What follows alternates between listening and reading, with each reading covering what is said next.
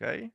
And if you have any questions, just feel free to type them. The session is recorded. You can ask the question via the Q&A panel, or you can just put them in the chat. And the recordings will be made available at the end of the webinar series after October 9th. So we are ready to go. The first question to you, the stress, is it a friend or foe?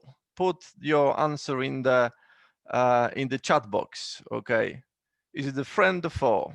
Okay, do you think it's helpful or not? Is it friend or enemy? In general, stress. What do you think? Foe, okay, thanks, Marika. Foe, enemy, great. Foe, okay. Okay, so we've got like a single-sided one. Both, it depends on the level, Marcella. Okay, thanks a lot for this reply. Anyone else? Anyone saying that the stress is friend, actually, it can help you.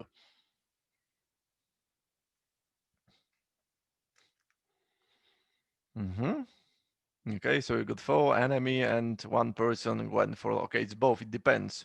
Foe, Aline, thanks a lot. My background is in positive psychology and in professional coaching.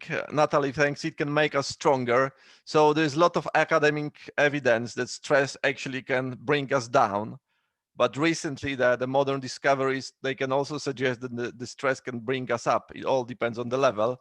And it all depends how we think about stress rather than stress itself. And although the exam, the PT Young Learners, the exam is not stressful at all, okay, the board game, the questions, etc., still the very fact that we are preparing for an exam or a test, especially for young learners, can create this element that the stress will eventually kick in. So we will see what can we do to make the stress stronger. Okay, make the stress actually smaller, but to make the students stronger. And another question to you, when was the last time you felt stress in your daily life? Okay, and what was the occasion and what did you do? Okay, so when was the last time you felt stressed for whatever the reason? What was the situation and what did you do to help yourself? If you could just put anything in the chat box.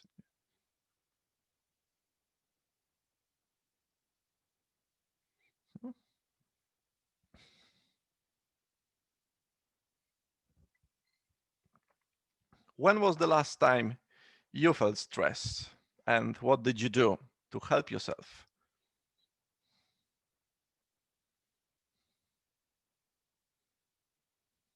Dum dum dum dum. The open lesson. Okay, thanks a lot.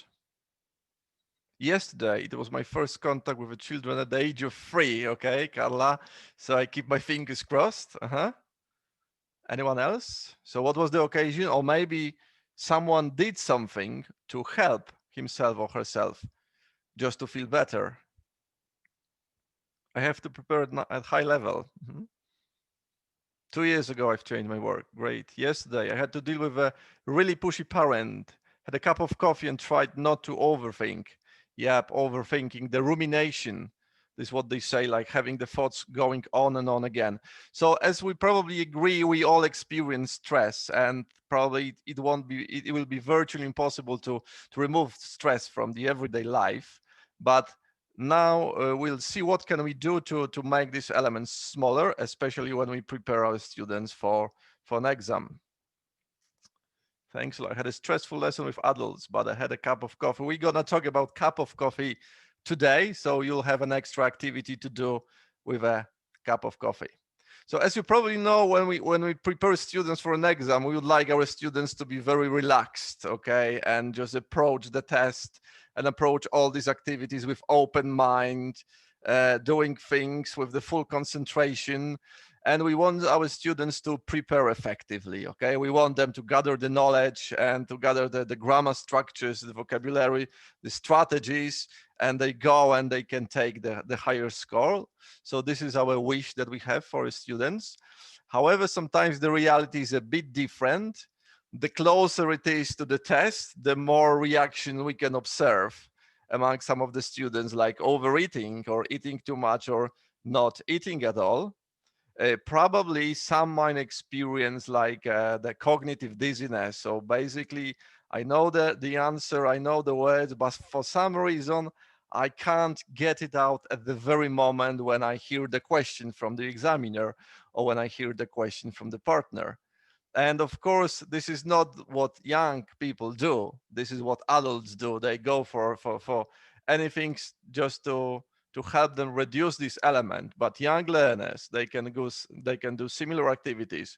It might not be the cup of coffee, but it might be like extra water, like eating too much or eating sweets or not eating at all or shaking just because of the fact that the stressful activity is coming. So what can we do to help them and just to prepare them not only for the exam but to prepare them for the future activities that will eventually take place in their life?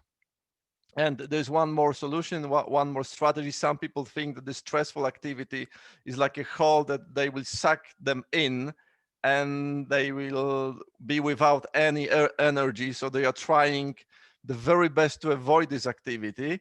It could be visible, for example, when a young learner is saying, I don't like the classes and they are stupid and I don't want to be in the lesson. The lesson could be interesting, but the stress could completely shift the way of understanding of a language class. And this child could come and say, okay, I don't want to be there because I don't like it. I don't like the teacher. It's not about the teacher, but it's about the child response. And then this response is stress related. There is a second formula to stress. This is Kelly McGonigal, a great psychologist, probably actually right now number one among psychologists, stress-related psychologists. And she says that stress happens when something you care about is at stake. It's not a sign to run away. It's a sign to step forward. Okay. And if you're interested in learning something more from Kelly, I strongly encourage you to get into the Amazon or get into the any bookshop that you have at your disposal and order the book The Upside of Stress, why stress is good for you and how to get good at it. Okay, she really shows a different perspective to stress. As I told you before, it's not about stress, it's about how we think about the stress that actually makes us go forward or actually drags us backwards. So this is the one inspiration from me. Grab a book if you want, and I hope that you will enjoy it.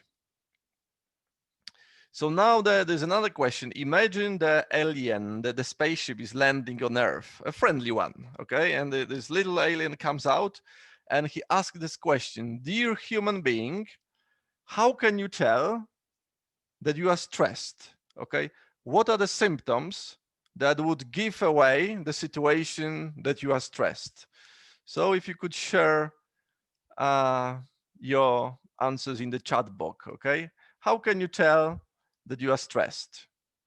Okay, so they don't know our species, okay?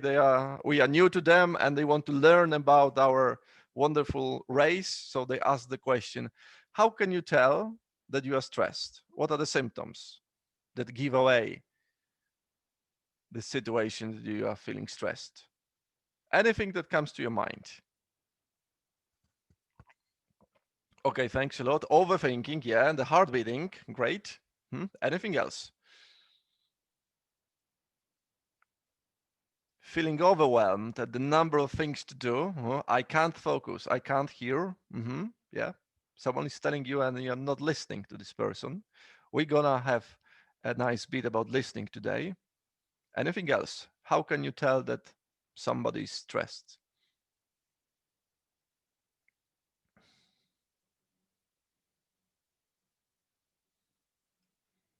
Headache, stomachache, overthinking, not eating, and dizziness. Handshake, great.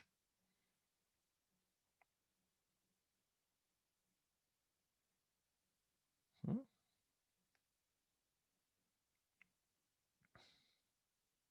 Lack of concentration, yep.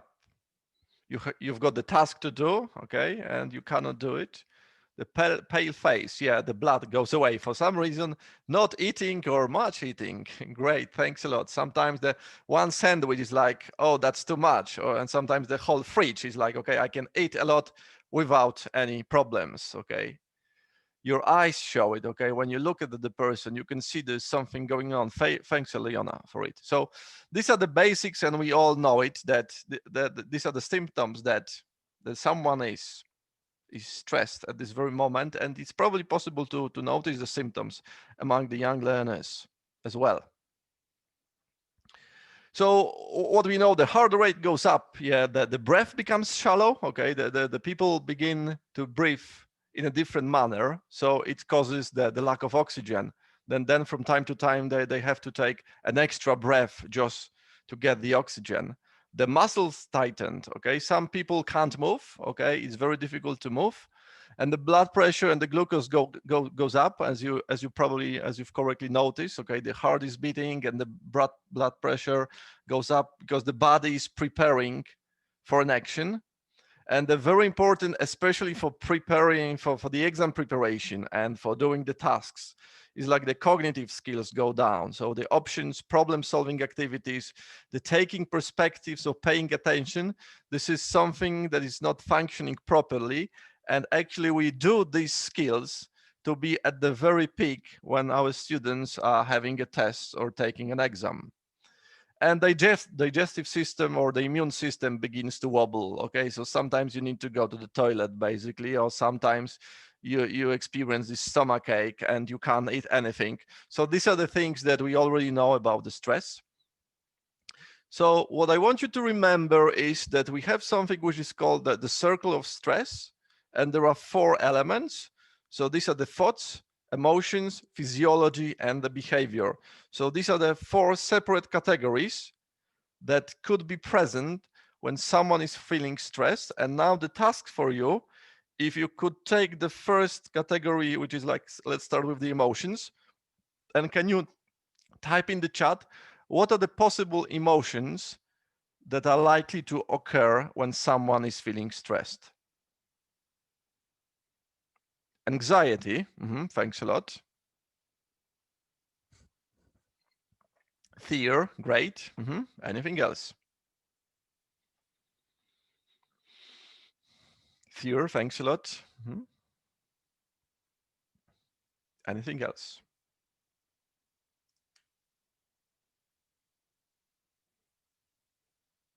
Okay, so you can get angry. Basically, the sadness can occur, depressive moods, feeling blue. Sometimes happiness occur, irritability, thanks a lot, hysteria, great, yeah, anxiety the most, thanks a lot, boredom.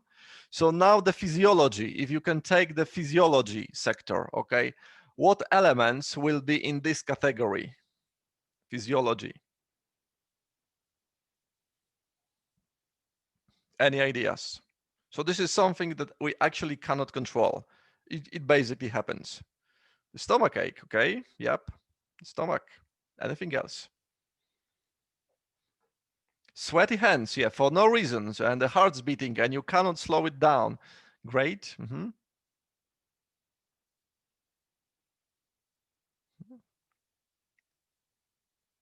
Some people blush, okay? Then there's like at the very beginning of the exam, there is like a small trembling, uncontrolled movement. Thanks a lot. What about behavior? Any categories, any actions in the behavior? So this is something that you could potentially stop. Gestures.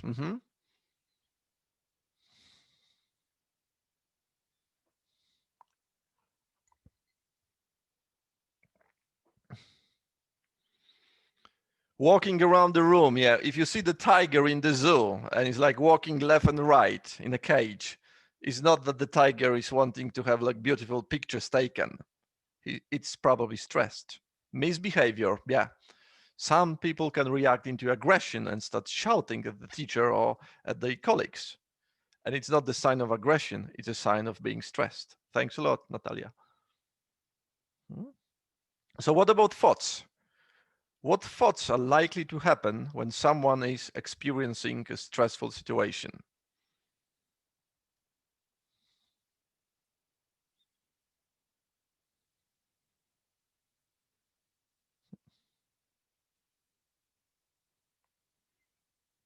I will fail. Yeah.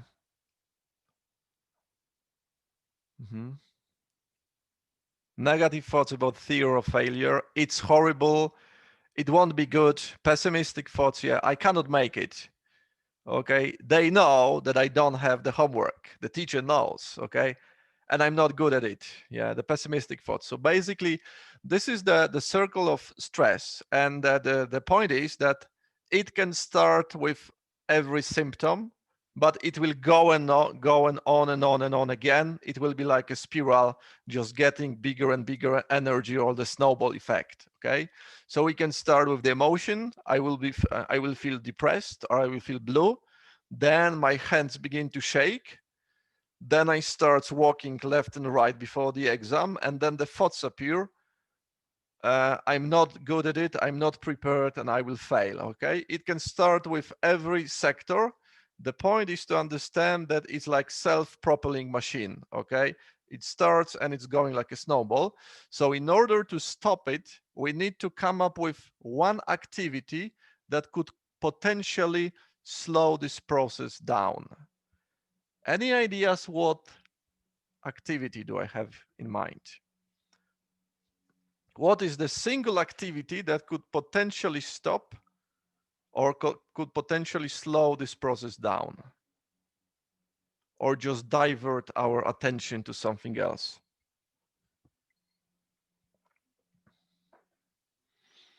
I will help you a bit. I think this picture should help you.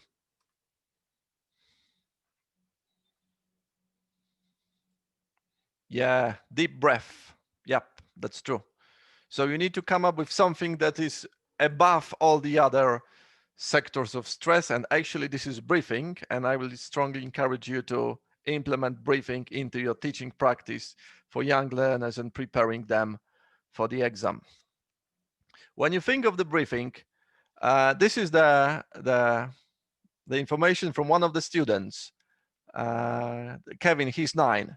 Sometimes when I quarrel with colleagues, I walk away and breathe slowly and carefully. I don't want them to be angry at me, as we would stop being colleagues. Okay, so these are the students who actually undergo the programs connected with the mindful breathing and the stress reduction techniques. And these are the wonderful description of them having the activity experienced, learned, and used in practice. So when he's angry, he's walking away because he doesn't want to lose his friends, and he knows that he needs to breathe deeply just to stop this process down.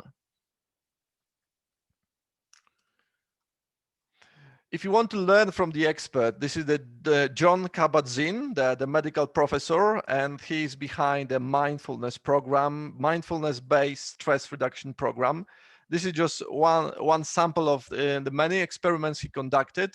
There was a 2 group of people, and the period of time was around 3 months when he taught mindful breathing practices, and these were the results after this period. The stress intensity was reduced by 44%. The headaches and the number of headaches dropped drastically down, around 46, and the stress reaction to everyday events was reduced by 24%.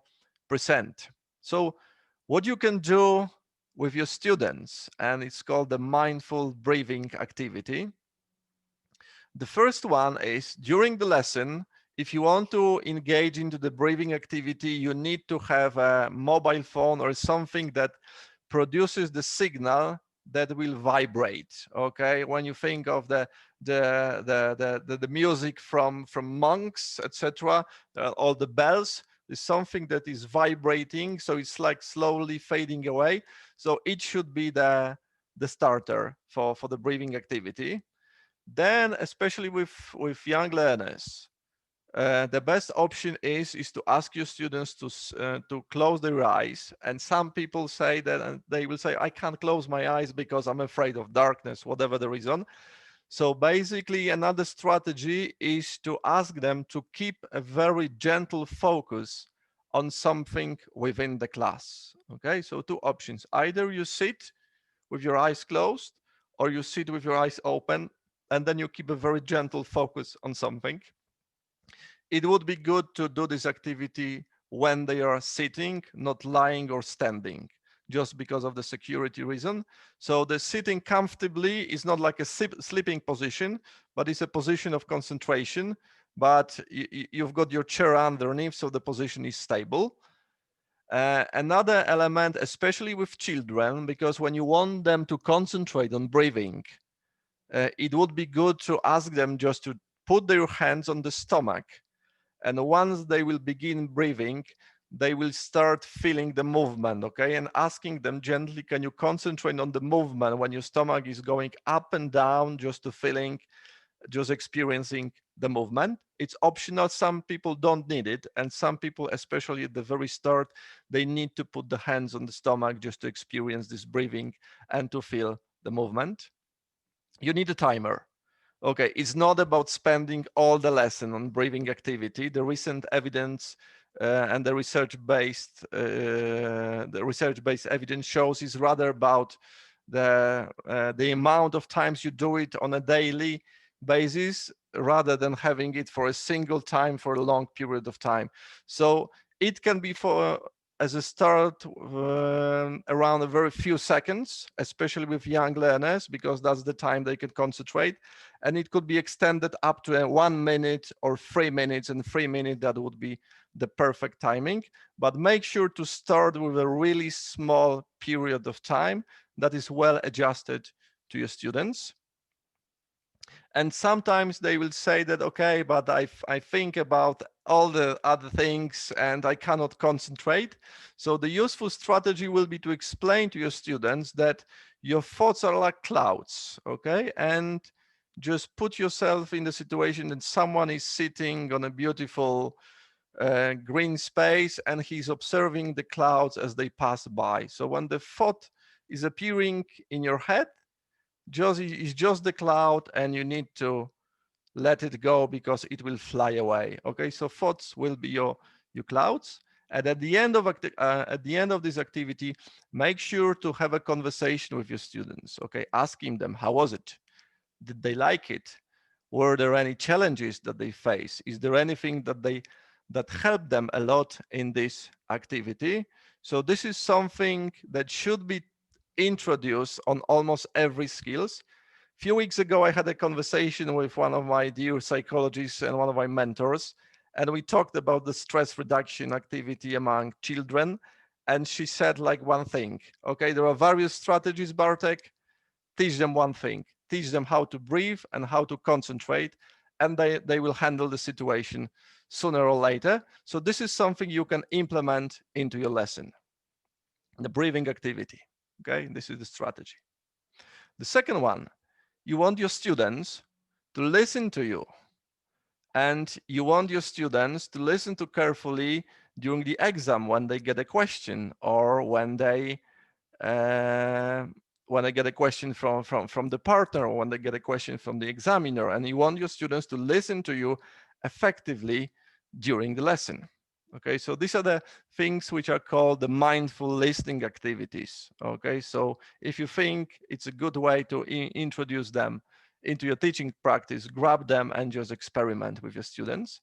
Okay, so here is how it goes. The first one, I will switch off my camera. Okay, the instruction is I will switch off my camera and I will grab an object and I will start making sound with this object. Your task is to guess the object. Okay, you can try to describe the shape, the size, the material, whatever, just concentrate on this object. Okay, so I'm switching off my camera. So the object one.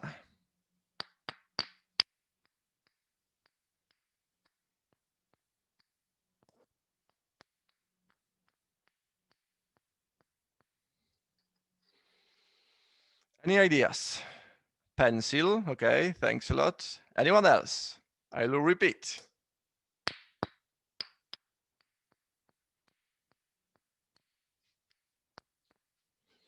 Okay. Any guesses? Clicking pen, clap hands. Mhm. 2 wooden dice. Okay, thanks a lot. Great. So object number 2, or actually objects.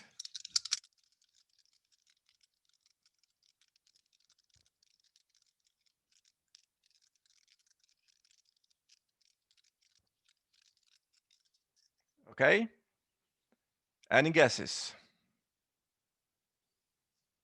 Keys. Sharpener.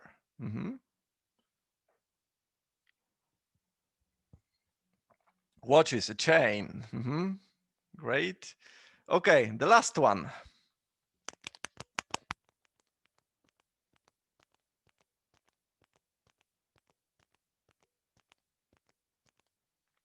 A button.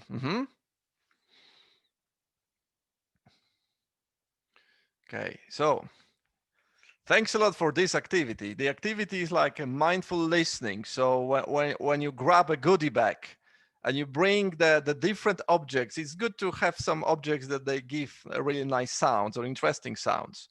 And then you ask your students to listen very carefully to those objects and try to name the object, try to describe the object depending on the level.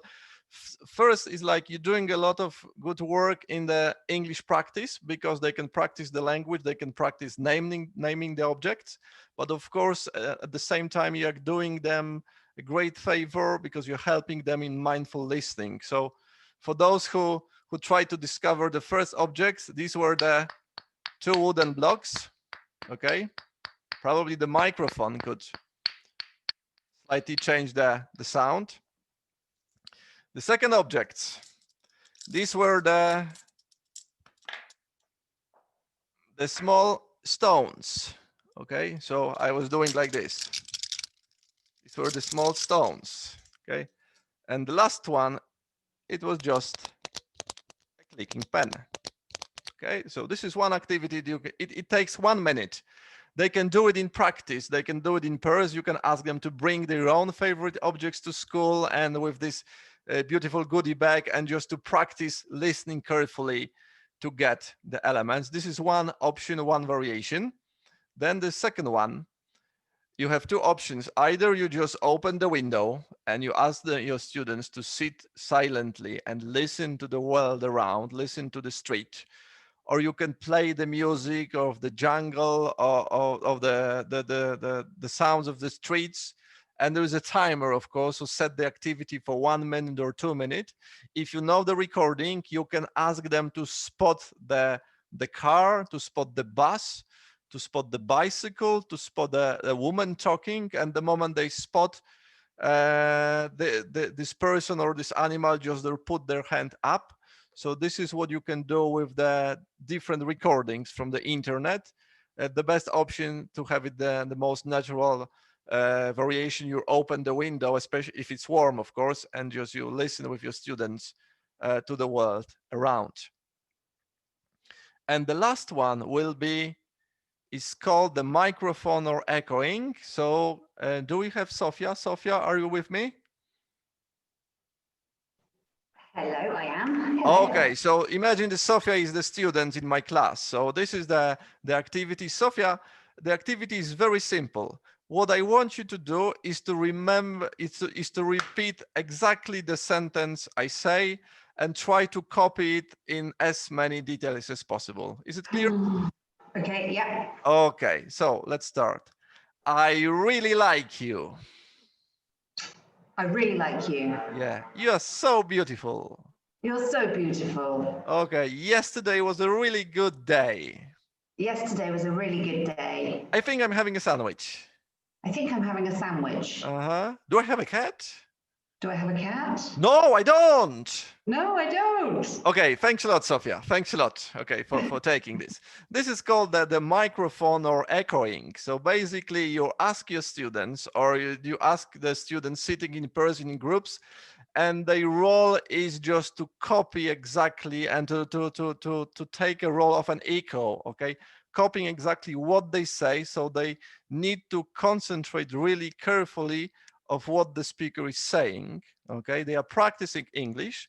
You can give them the list of a nice sentences to read. Okay, if you work with the adjectives, you can go for the complete freedom and ask them to create their own sentences. But at the same time, they are learning how to listen carefully and attentively to someone speaking to them, and it will be very beneficial to them when they have an exam. Okay, and they'll get a question from an examiner or a person sitting next to them. Sometimes people, what we want, they listen at different levels. Okay, so the level 0 is like you talk and I think what to say when you finish. That's it, I'm not listening to you. Okay, there's a level 1 is like I hear what you say and I relate it to my life.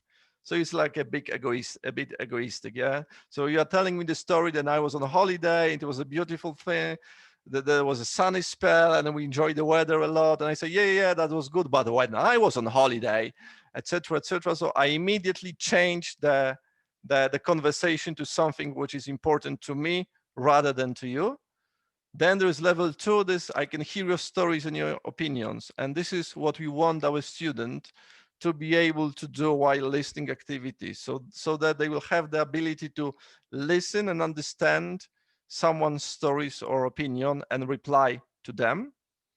Then there is like going up in the level. So you feel moved by your stories, you connect. So it's about experiencing feelings. And then I can hear your deep longing and desires. So this is around proficiency level. Okay, not many people can do it. It usually happens between a really two close people, a close friendship. Okay, I'm telling you the story and someone is I know it's not the problem that you're saying. I think there's something underneath. Just be honest with me. Okay.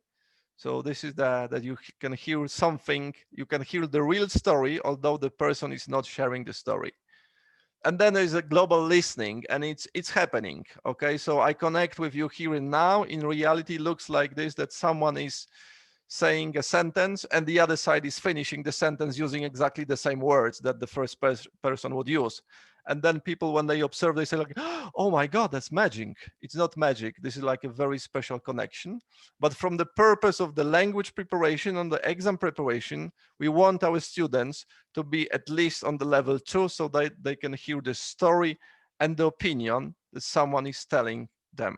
Okay, so that was the mindful listening. And and then you want your students to observe effectively. When they get a picture card, okay, do they concentrate on only single element in the middle, or do they know how to embrace the whole painting or the whole picture? So these are the activities that could potentially help them to improve in this very important skill, which is called like a mindful observation. So what you can do with your students. Oh, this is the quote from Marvel, 10-year-old. This exercise helps me a lot in my school education. Now I can see the whole of my computer screen and it helps me find a solution. Okay, because previously he was concentrating on only one single element and missing all the other that were in the background, for example. So what you can do, you can go for a goodie bag as well. So the instruction is you have only 1 minute. Just you grab the object that is the nearest to you, you pick up the object and you start observing it, and you try to discover as many details as possible. The instruction for you is exactly what I've just said. You will have 1 minute when I say start. Grab an object that is like within your reach and try to observe it and try to discover as many details as possible of this object. If it's clear, the time starts now. And then, of course, share it in the chat. Find an object and spend 1 minute observing it in very as close as possible. Try to discover as many details as possible.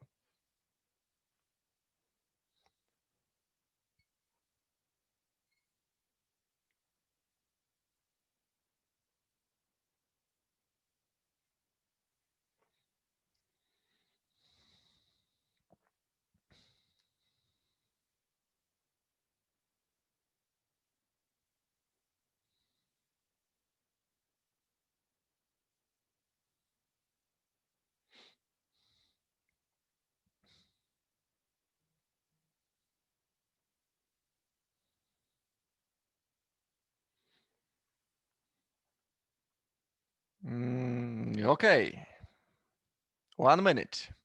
How was it? What did you manage to find? What were you observing? What was the object? Share it in the chat box, please. And how was it?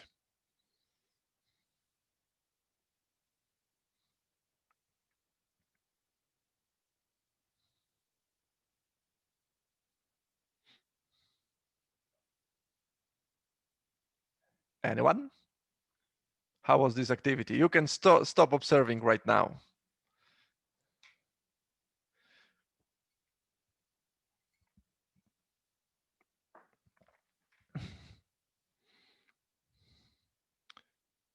Three, okay. It's not about thinking, but about observing it, okay? So you need to have a solid object in front of your eyes. It was an apple. The more I observe, the more detail I notice. Great, thanks a lot, Aliona. So some people are surprised by the number of details they can observe just by looking at the pencil and spending 1 minute trying to examine the pencil. I was observing a dog plush toy. Thanks a lot. I got my coffee mug. I noticed details and I had never noticed in the pattern. Yep. These are the great discoveries. I'm near the tree. Okay. So if you are near the tree, so great, observing the tree. These are the discoveries that usually people have after these activities. So this is like the mindful observation of an object, which helps a lot to concentrate when you have some visual task to do on the exam. So this is one of the solutions. Bar of chocolate, so many details and pictures on the package. Yeah, great. So if you've just experienced it, how about doing it in your class? The second option, which is a bit more creative, what you need is like an empty container, and then you pour some water in it, and then you need to buy a paint of any fluid or an ink, and then just you put the container among your students and they sit very closely, and then you slowly start to drip the paint into the water, and it will get into the really beautiful shape and structures.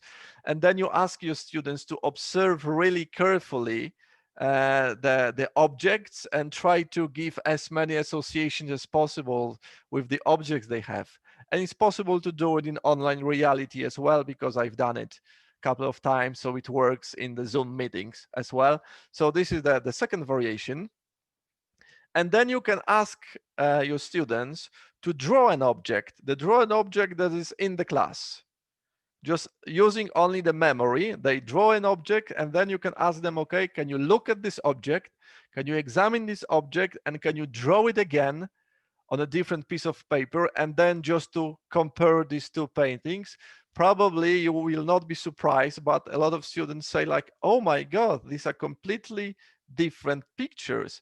I didn't know that there are so many details in this object. So this is about using your eyes and the mindful watching strategies that can help you, and they can help your students when they get a picture to describe, so that they will get all the possible details which are essential to answer the question correctly.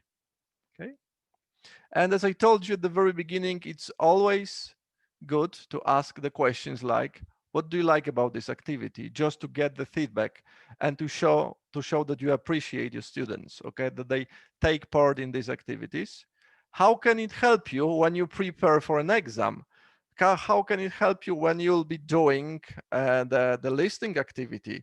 How can it help you when you'll be answering the questions? How it can help you when you'll be just writing something down, okay? And then, were there any challenges, okay, that you faced during this activity? So it's very important to ask students about the challenges and to address those challenges and to help them to overcome them, okay? So this is the closing activity of every single exercise, whether it's breathing, whether it's listening, whether it's like observing or anything that you do. So the questions that close the activity.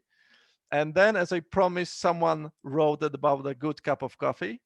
So then we'll have a cup of coffee in a second. When person is feeling stressed, imagine that this person is drowning, okay? So the most effective strategy, this is what the science says, is to bring this person back to the senses, Okay, so make this person realize again that his body is moving, so he's breathing, that there are some objects in front of him, okay, that they can taste something, they can smell something, and that there are the sounds around in his surrounding. And the moment he shifts his or her attention from feeling stressed into observing the surrounding and starts breathing, for example, this is the moment that the stress and the effect of stress start to slowly go down step by step. So this is what we want to teach our students to take the exam effectively and any other challenges in life. And for the coffee lovers, okay, if you're having your favorite cup of coffee in the morning or during the break or in the afternoon, you can sip it like a single espresso, but I strongly encourage you to close your eyes and just to have this cup of coffee close to your mouth. Do not drink it, but try to savor the scent. Try to smell the coffee.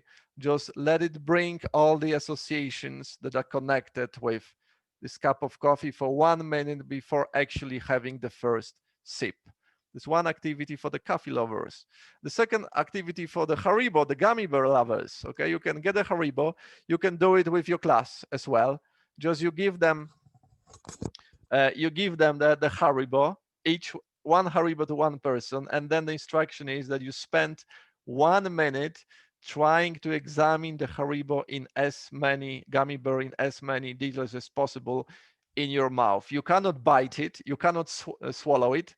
Just for 1 minute, transform yourself into a detective or researcher and trying to discover the taste. Okay, the structure, is it soft, is it hard? Okay, are there any shapes in this gummy bear? Anything? It's like one fun activity to close the lesson, but this activity is like a very gentle introduction to mindfulness. Okay, it's about being here and now, which is the most effective strategy for dealing with stress.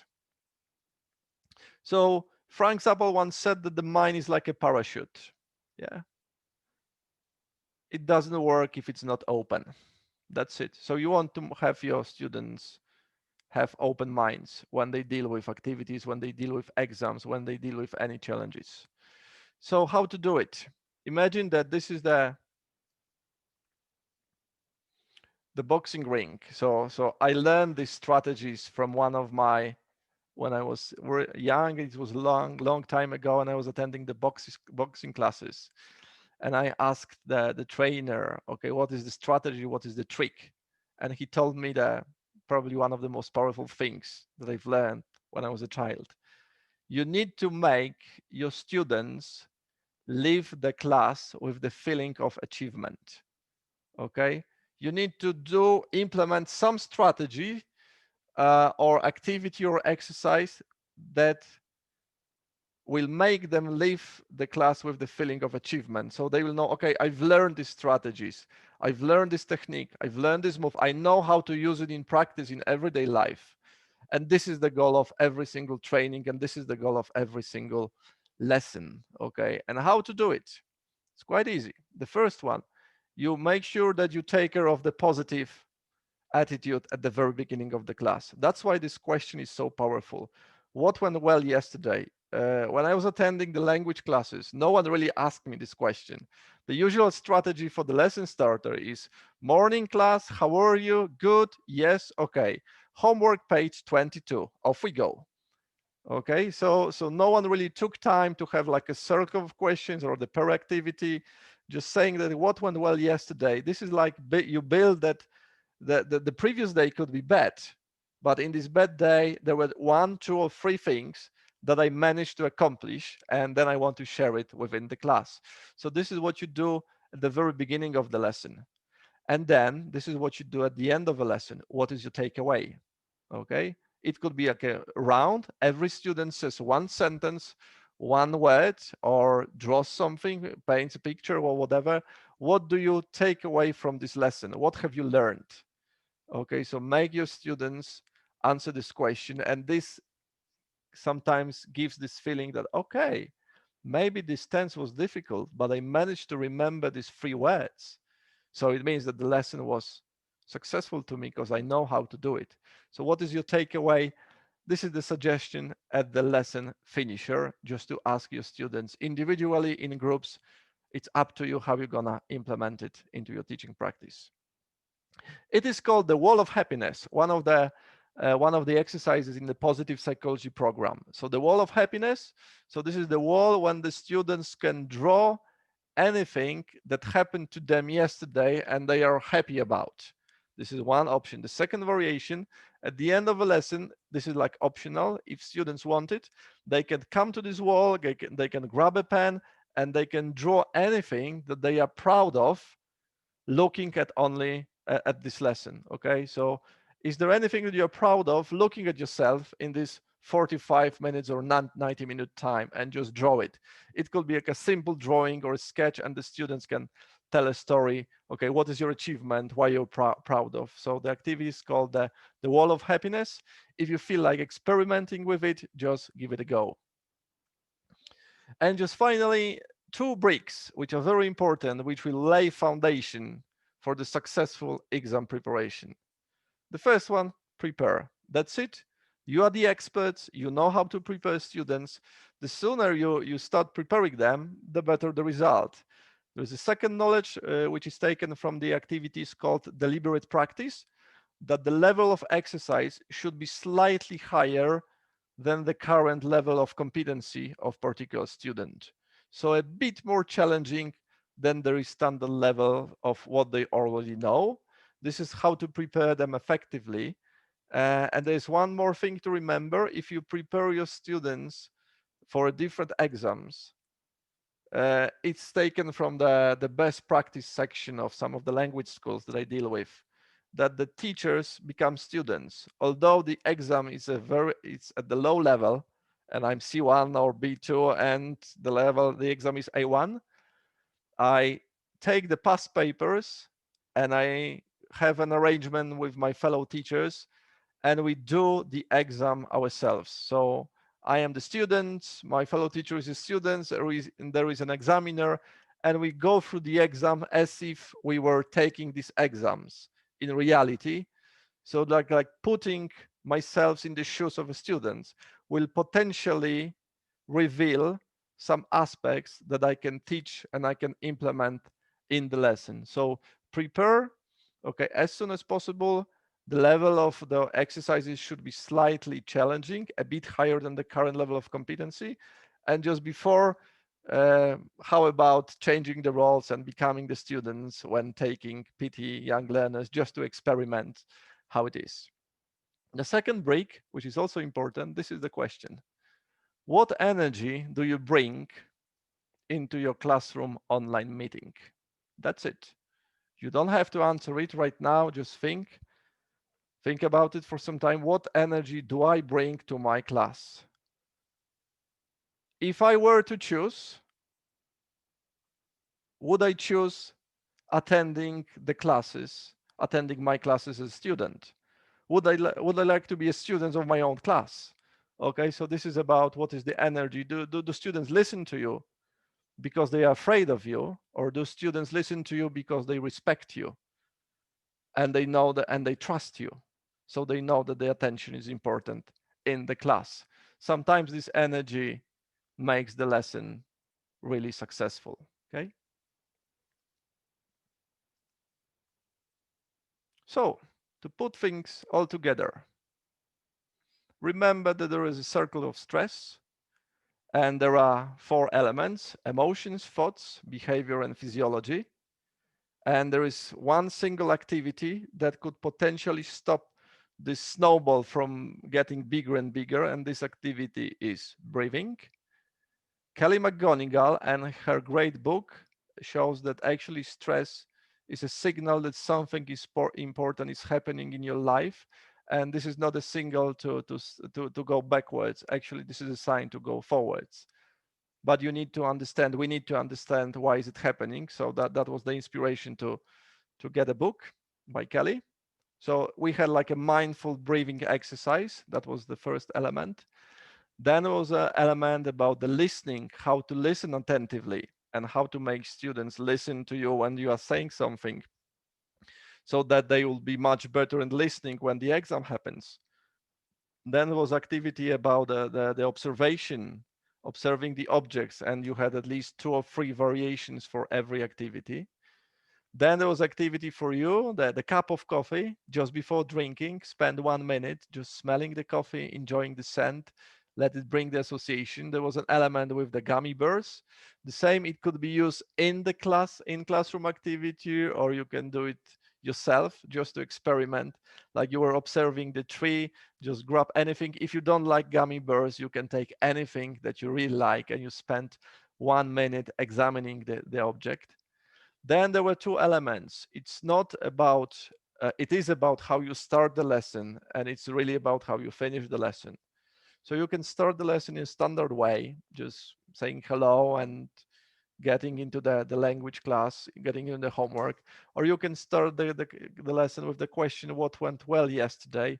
You can just redesign this question to have your own favorite, but it should be about something positive and the day that was just the day that was before. Okay, so the memory will be fresh of your students, and sometimes it's about how you finish the lesson. So what is your takeaway? Just remember this boxing class piece of advice, just to finish the lesson with feeling of achievement, that I managed to learn something and I know it and I know how to use it in everyday life. And there were 2 bricks. The first brick is like to prepare a student, but you know it, you are the expert. And the second brick was about the energy. Okay, what energy do you bring into your class? Is this energy something that is helping your students to grow, or is this energy making your students shrink and small because they are afraid? Okay, so these were the elements that I shared with you. And now there's the question to you: what is your takeaway? You're listening to it and you're saying like, okay, this one, oh no, I don't like it, this one is boring, oh, this one is interesting, and I think it would be good introducing it into my teaching practice. What is your takeaway? Please share it with me in the chat box.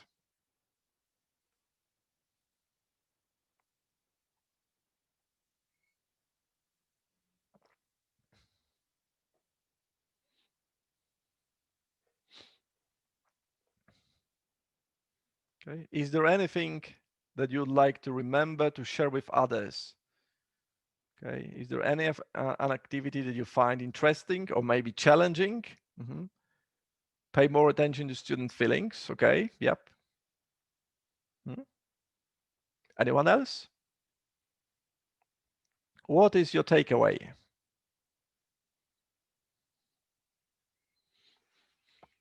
Mindful listening and observation. Thanks a lot.